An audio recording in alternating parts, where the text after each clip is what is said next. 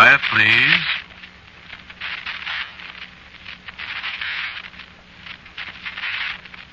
Quiet, please.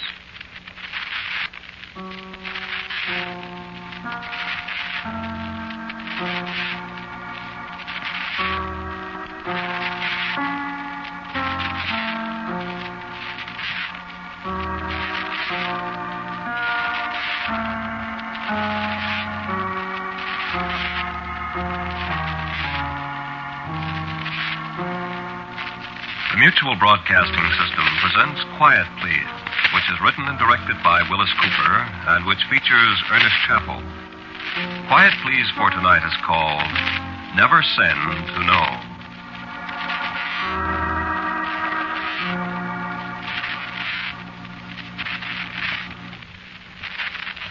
I wouldn't be caught in an alley with a derby hat, or with one of those light, snap-brimmed ones either. Look. You know what this thing is? It's an automatic pistol. It's not a Rod, a Roscoe, or a heater. You know where I keep it? In my desk drawer. I can't speak Chinese. I think most policemen are very nice fellows, very efficient, generally courteous, almost always intelligent. I get along with them beautifully. I don't know any stool pigeons. I have never hit a woman in my life. Nobody has ever called me a private eye or a Seamus, or however you pronounce it.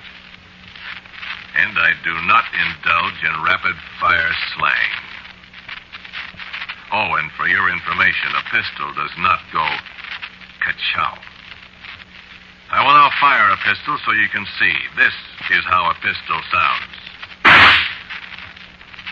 You probably could put that sound into words, but I submit that it definitely would not be ka-chow.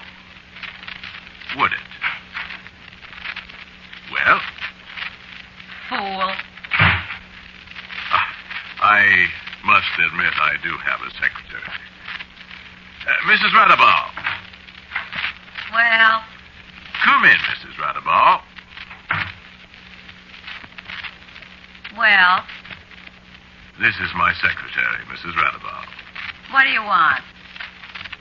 Mrs. Radabal, how many jewel robberies have I solved? Huh. We may take that to mean none. You ain't had any jewel robberies. Precisely. Do you recall any cases involving beautiful Oriental maidens, Mrs. R? I do not. Any in which I was kidnapped by counterfeiters? Listen, I'm busy, Mr. Kramer. Now, Mrs. Radabau, if I propose to you Huh? that you and I take an automobile trip to an obscure village in New Hampshire to investigate the murder of an elderly recluse, what would you do? I'd quit. Ah.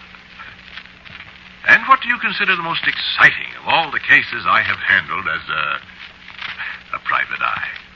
A what? You see?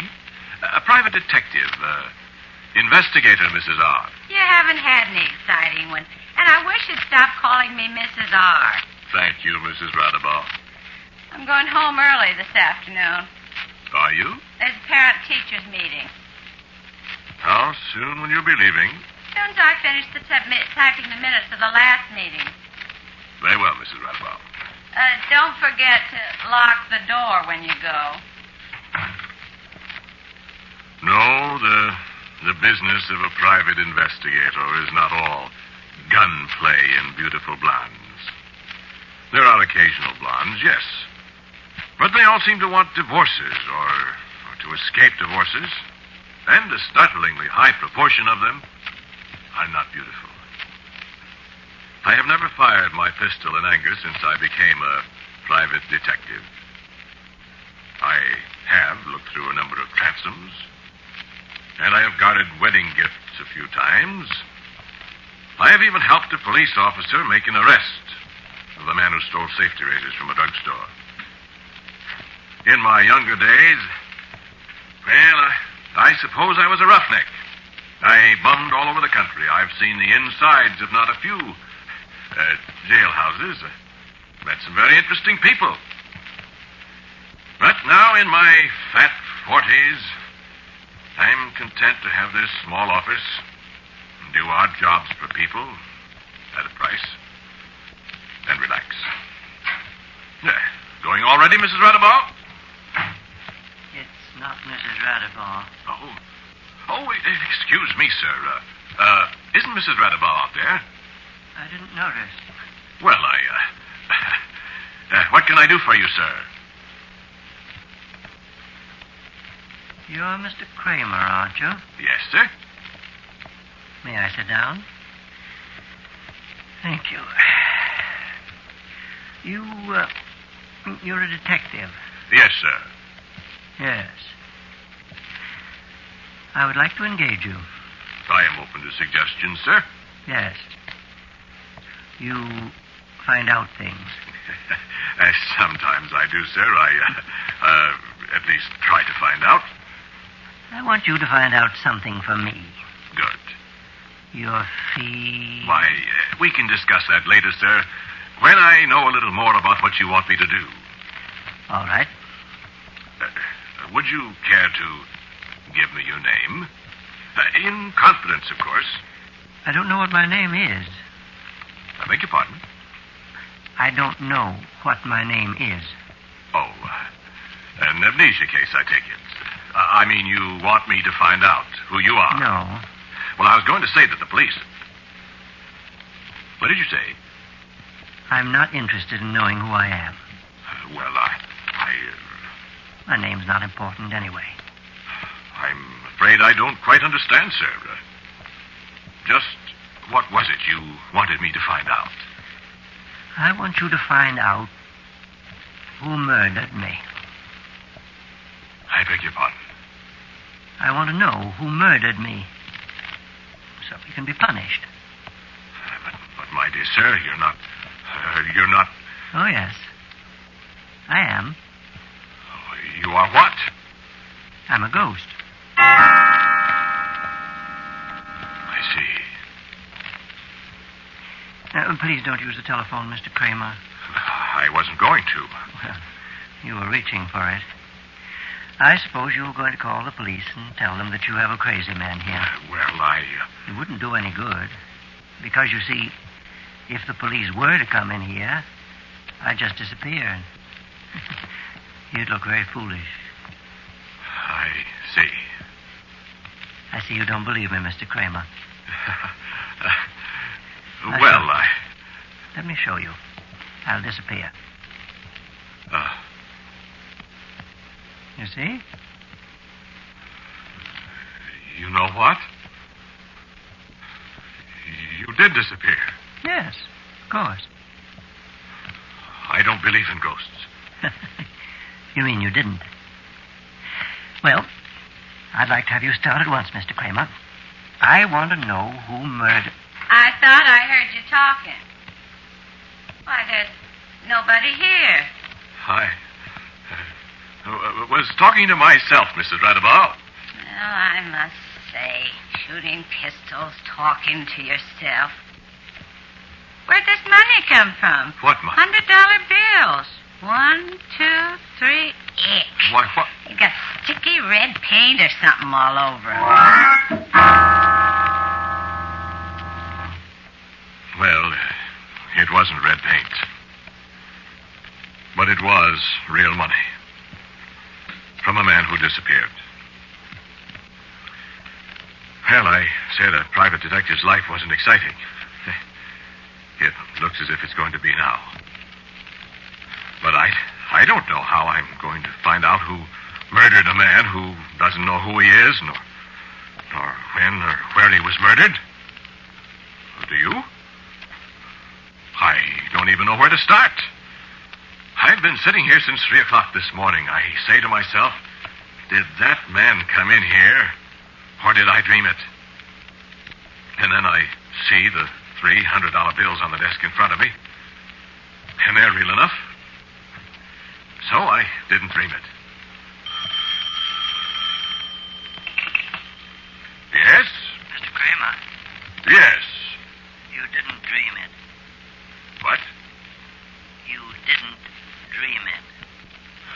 I said that. Yes, I heard you. Oh? Perhaps I'd better come and talk to you some more. Well, Yes, I think I'd better. I'll be right there. but I'll be right there. this is... Who is... Good evening, Mr. Kramer. Yes, I think we'd better talk some more. But look here. You were just talking to me on the phone. Where were you... What difference does that make? I don't really mean to haunt you, Mr. Kramer, but I am very anxious, you understand. No doubt. I remembered something. Oh? Yes. I remembered where I was murdered. Look. I mean... Mr. Kramer, you seem to think that I'm trying to deceive you or something. Well, no, but... Well, really, I've never talked to a ghost before. Really? There must be some rational explanation of this, Mister. I gave you my explanation, sir. You're not afraid by any chance. I don't frighten you, I hope. No. I don't think I'm afraid, really. But... Well, I'm just not used to this sort of thing. Oh, you will be before we get done. I was going to tell you where I was murdered. Perhaps that'll help. All right. Where? It was near Lindale, Utah. Lindale, Utah. That's on the Union Pacific. I think I've been through there. Oh, have you? Isn't that near where the branch line to Bryce Canyon turns off the main line? Yeah, I believe it is.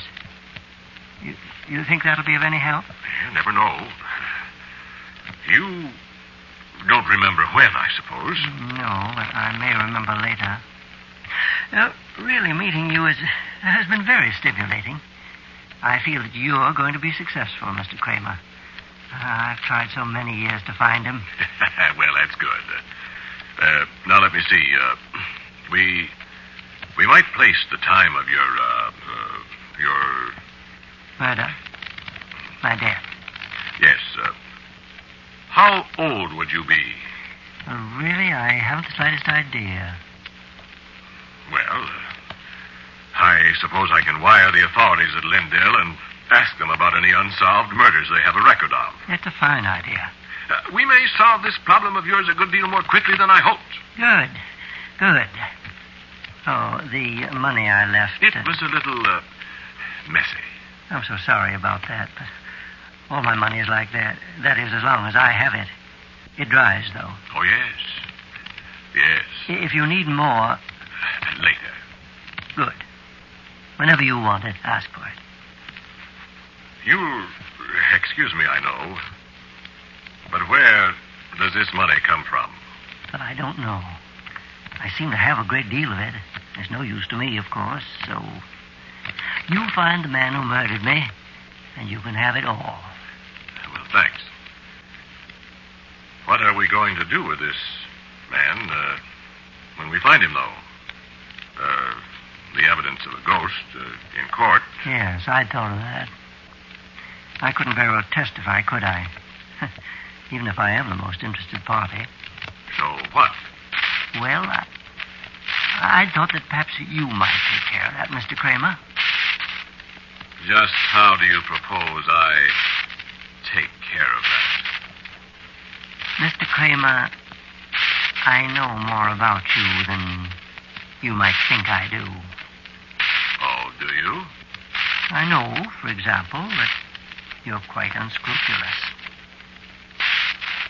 So? Yes, sir. Quite. Well, what then? You'll be getting a very large fee, Mr. Kramer. And for that fee, I thought perhaps you might undertake the job of executioner. You did? The man will be guilty, you know. You'll only be carrying out a just sentence on him. committing murder myself. Oh, no. Nobody ever called a hangman a murderer. No thanks. I'm sure you'll change your mind, Mr. Kramer. I doubt it. I told you I know you a great deal better than you think. And there's a large sum of money involved. How large? You name it. In advance? Whatever you say. $1 million. All right. You sure that'll be enough? I don't like being kidded, Mr. Ghost. My dear sir. All right. If I see $1 million in currency on this desk tomorrow morning, you bought yourself an executioner. Fine. Provided I can find the man. Oh, you'll find him, Mr. Kramer. And then you'll execute him.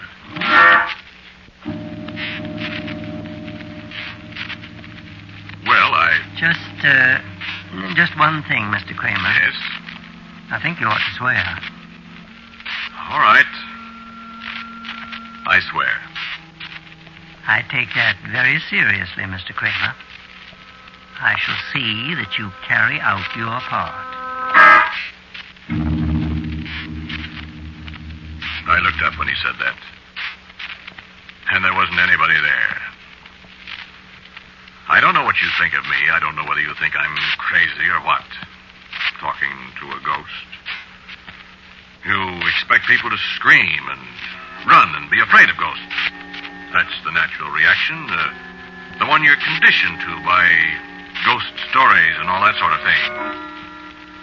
But you must understand that that's the natural reaction only when the ghost suddenly appears to you and waves its arms and you happen to be in some lonely, deserted spot at midnight.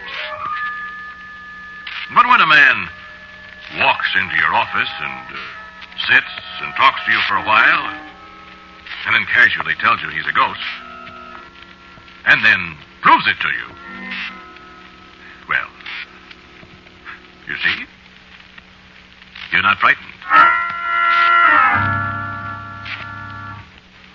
Well, I was wondering a little, too, what you thought about my agreeing to be an executioner. Well, take it or leave it, friend. What would you do? See what I mean? I never made any boast of being an angel. I've been a pretty rough character in the old days, bumming around the country. And just between us, friend, this murder won't be the first one that I've... Well, let's leave it there. And you know, I'm not so sure that I will knock the gentleman off, as the bad boys say. I'll have the $1 million, won't I? I take that very seriously, Mr. Kramer. I shall see that you carry out your part.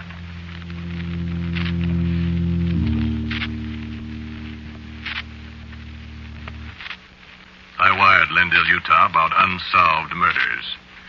The telephone woke me up next morning early.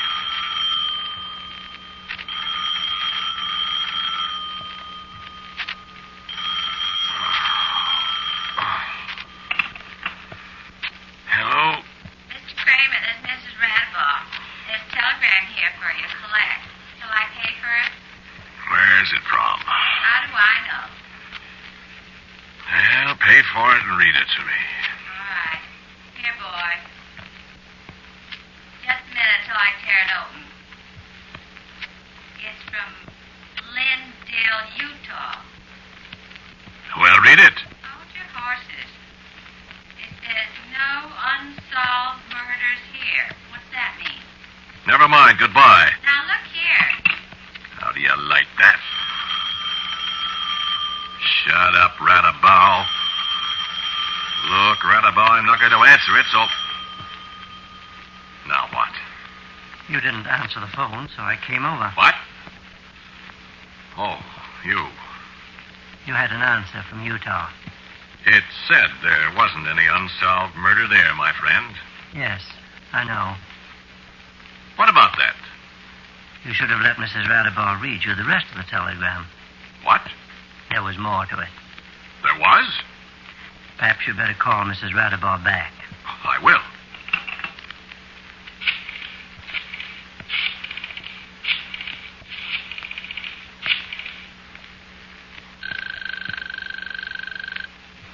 Come on, answer the phone. Where is that woman? Do you know what the rest of the message was? Where'd he go? Radabow. Answer that phone. Oh, that woman.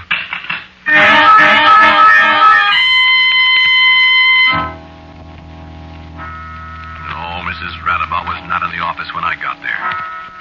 Someday I shall fire that woman out of hand if she keeps up these high-handed tactics. And what does she do with that telegram? I looked all over the place. It wasn't on my desk. It wasn't in the wastebasket. It wasn't on the floor. If that woman took it with her... You know, one of the worst things about me is an absolutely ungovernable temper. I haven't had an outburst of real red flaming rage for years. It's a good thing I haven't. I could feel it coming on now, though. I could get my hands on her. I ripped through her desk. Compact. What did that old hag want with a compact? I threw it against the wall. Candy bars. Carbon paper. What did she do with that telegram? I went back into my office. When I went out of that office, my desk was clear. There wasn't a thing on it but a blotter and my desk stand with the 2 pens. Now, it was littered with stacks of money.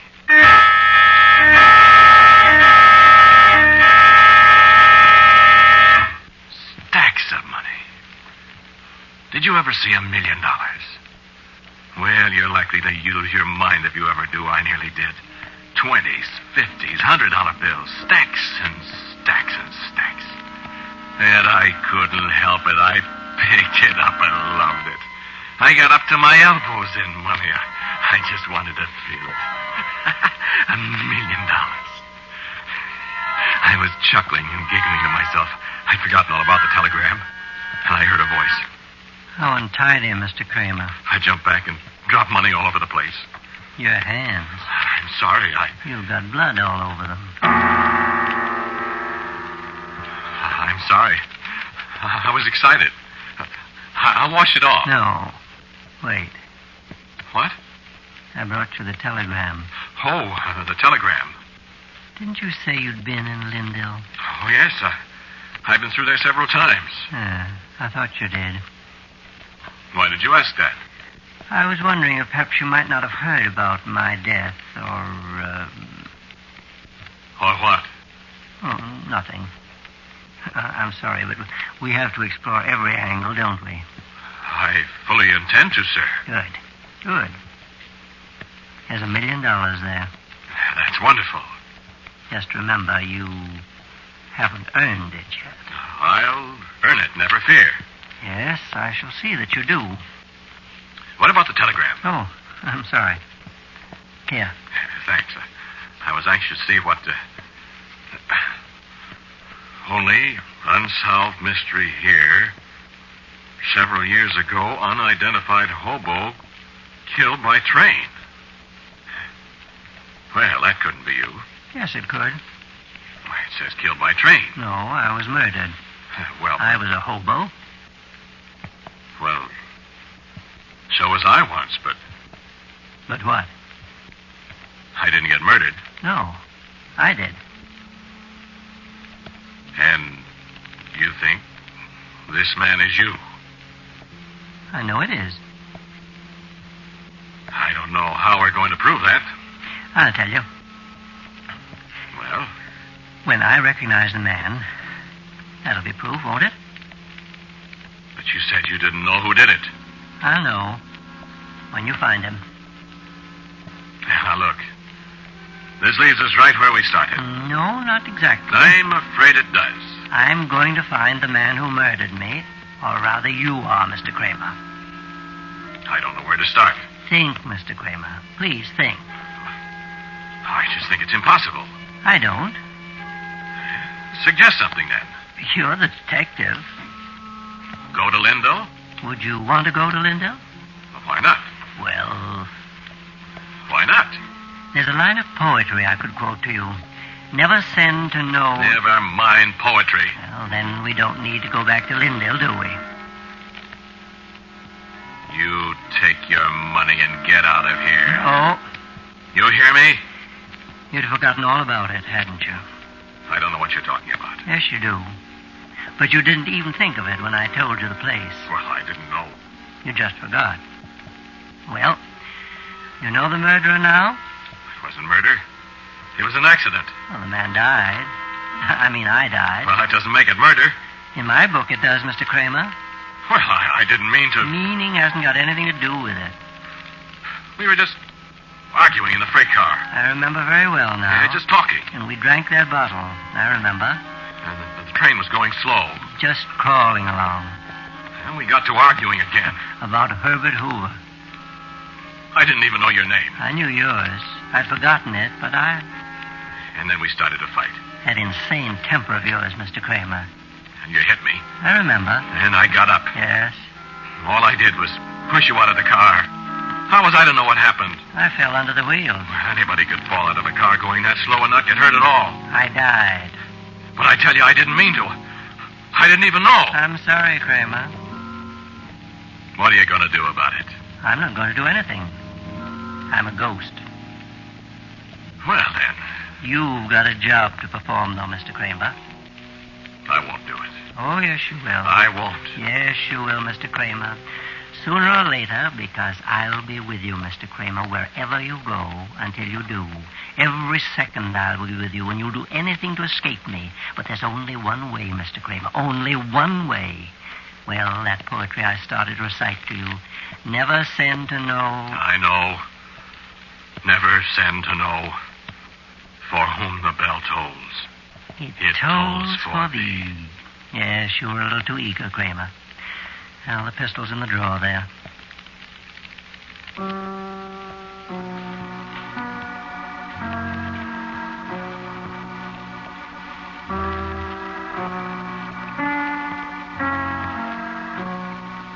You have listened to Quiet Please, which is written and directed by Willis Cooper. Kramer, the man who spoke to you, was Ernest Chappell. And Nancy Sheridan played Mrs. Radabaugh. Edgar Staley was the other man. The original music for Quiet Please is composed and played by Albert Berman. Now, for a word about next week's Quiet Please, here is our writer-director, Willis Cooper. My story for you next week is a true ghost story about colonial days in America, one that really happened.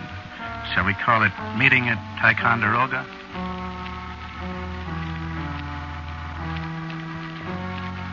And so, until next week, I am quietly yours, Ernest Chappell. Quiet Please comes to you from New York. This is the Mutual Broadcasting System.